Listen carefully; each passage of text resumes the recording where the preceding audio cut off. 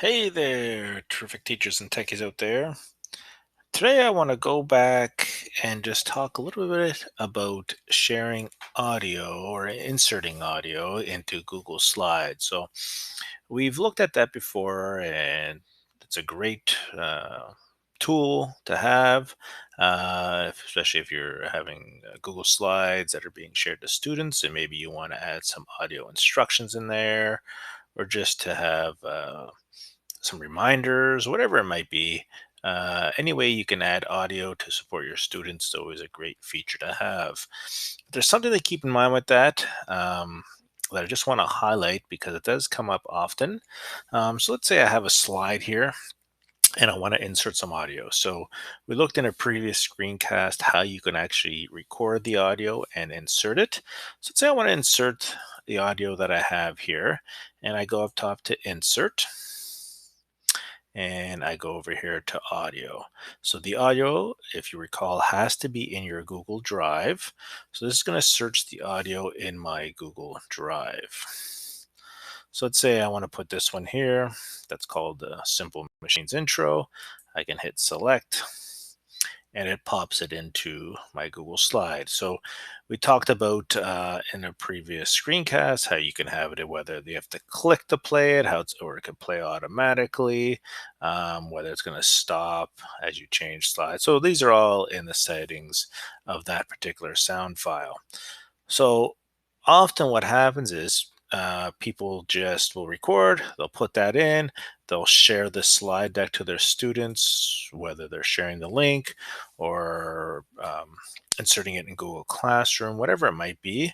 But one thing to keep in mind is the slide deck is shared and students can access it, but this audio file is not. So that happens often. The assumption is that because you've shared the whole slide deck, that these audio files will have the same share settings, and in fact, they do not. That also comes into play as well as if you inserted in a video, and not a video from YouTube, but a video that you had maybe you recorded yourself and saved in your drive, and you insert that video. You have to actually open up the share settings. So couple things you can do, and I will sort of mention the two ways, and you might find one easier than another. I certainly find one easier.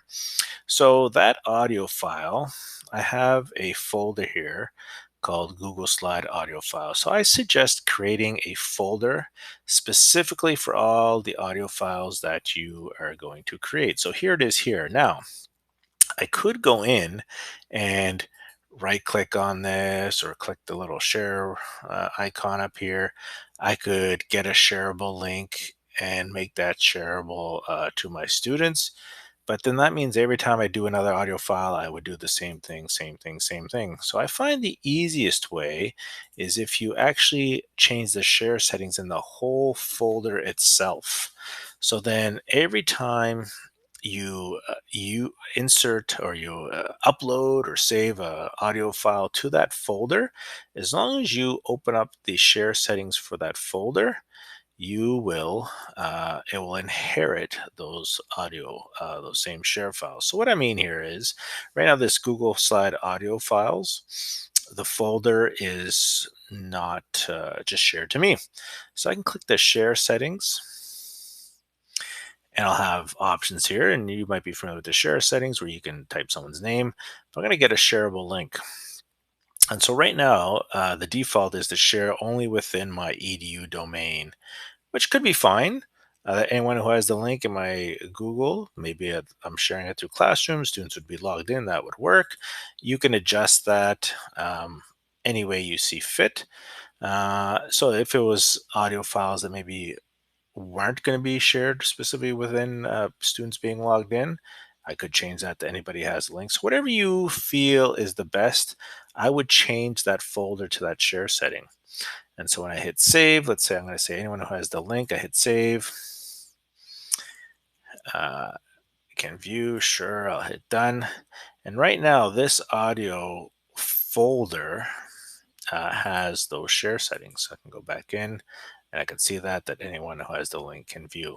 So that means now anytime I go in and record a new audio file, All I have to do is place it in this folder and it would automatically have those same share settings. So I don't have to go in and share every single audio file that I create.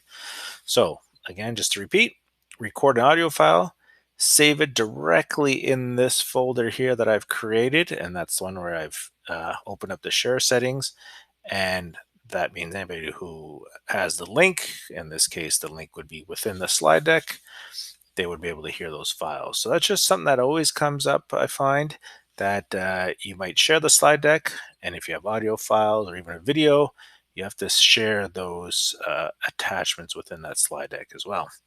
So hopefully that makes sense to you. If not, always reach out, and hopefully adding files to your Google Slides has now become a little easier.